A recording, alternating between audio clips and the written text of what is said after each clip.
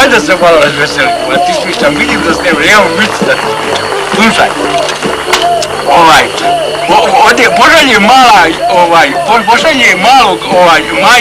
pošalje malog majka u granat.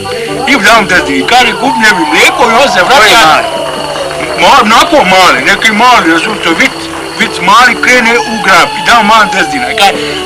Granat gore. Da, mislim, to je vic, znaš, može biti taj granat, ali to je vic, slušaj. I onda u jednom momentu i on se vraća, i mama vidi da ima gdje kusur. Kaže, on kaže, dao sam vidio ubogoj starci. Kaže, majka njemu malo, kaže, ko je ubogoj starci? Kaže, koja starca? Uboga starca. Nije nana, brate, nije nana, brate, uboga starca kaj gleda pa prosi. Nana, šta je nana? Nana, pa uboga nana, dobro. I onda, i kaže mali, a ko je ta, kaže, uboga starca? Nana, kaže mali, to je, kaže, vlasnica poslasničarnice. Jesi čuo vic, a? Čuo, ti smo ljudi. Pa to je vic, bola. To da se razveseli, bilo se nervozan.